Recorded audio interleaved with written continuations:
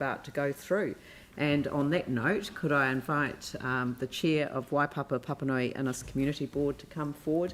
We're starting with each of the community boards to make a presentation on the draft long-term plan, and I welcome you to the table.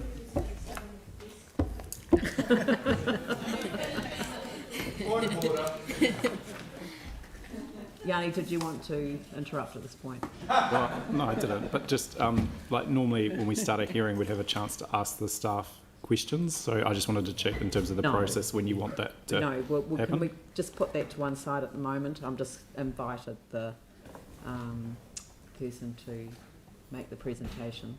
Okay, so no questions. Sorry? Do you not think we ask questions of staff at the start of hearings? Can we just wait until after we've heard from the individual boards? Thank you. Kia ora koutou. I'm Emma Norrish. I'm the chair of the Waipapa Papanui-Innes Community Board, and I've got a deputy, Simon Britton, here to help me out today. Thank you for the opportunity to present to you today. We will take our submission as read and are going to highlight a few main points from it. Our Waipapa Papanui-Innes Community Board is supportive of the overarching proposal, especially the focus on transport and water infrastructure improvements. We support the Council's efforts to keep rates to a minimum, and we appreciate the financial challenges Council is currently facing, but believe that Council needs to be undertaking planning now for when there is more financial stability for future long-term plans. So on water specifically, it's just a couple of comments to highlight there. As Emma said, we support the proposed increases in infrastructure maintenance spending, including on water networks. Secondly, we do support the excess water targeted rate, noting that we see that as a conservation measure. And also a further comment on that is we would encourage Council to take a strong education approach, if that is implemented, to ensure it's very clear to the community what it means, how it works, and also why it's being implemented. Our board is pleased to see increased spending also in the plan to upgrade roads and transport infrastructure, as this is one of the most common complaints we hear from our residents. We do have concerns over whether the footpath renewals budget has increased enough so that the overall proportion of substandard or grade 5 footpaths is reduced. Is it enough to keep up with the rate at which they are deteriorating?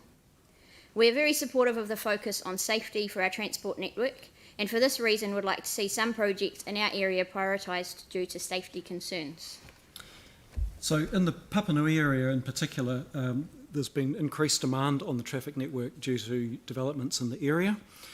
Something, unfortunately, just an apology from us, a line in the submission committee's submission was missed when it was entered into the web form. Our staff are just emailing that through. And that was relating to traffic lights at the Langdons Road, Greers Road intersection, which is something we've raised at Council a number of times previously. So it's something I know is already on the Council's radar. There's increased development really along the length of Langdons Road, not just the Northlink retail development, but there's also additional office space in that area, and there's more construction starting now beyond that as well. So that has raised safety issues in that area. And we continue to ask for a solution to the funding and implementation of lights at that intersection.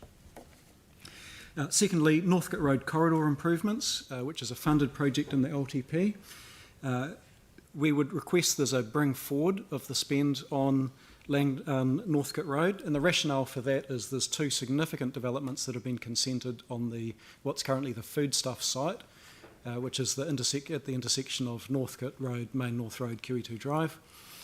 So we've got a Pack and Save supermarket consented to go in at that intersection, and also recently we've seen a reveal of the design for Marion College, which is going in at the back of that site to be accessed from Lydia Street off Northgate Road.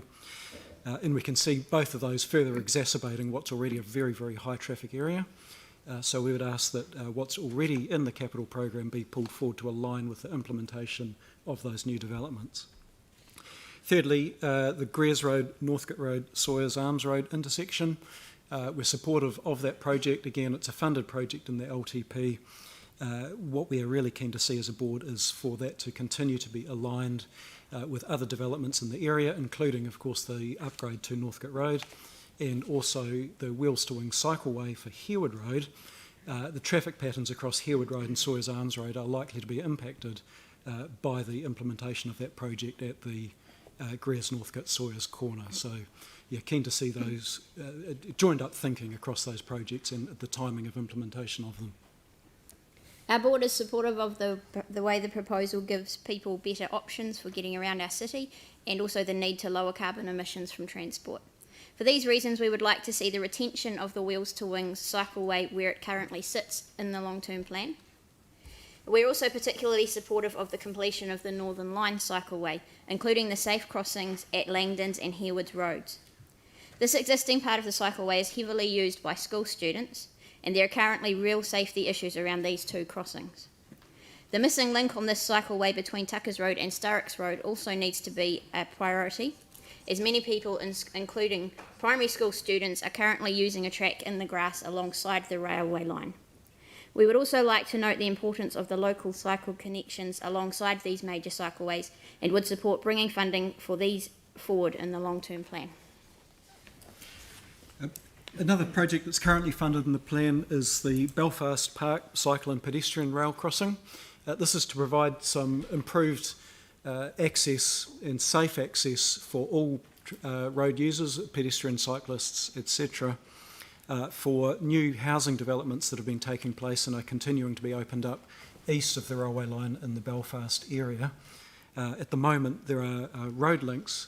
You can go the long way around on the road, but particularly for pedestrian cyclists and other more vulnerable road users, the options aren't great at the moment, and there's no off-road link to get through to sort of the Northwood area and the supercentre at Belfast and the school and park at Belfast.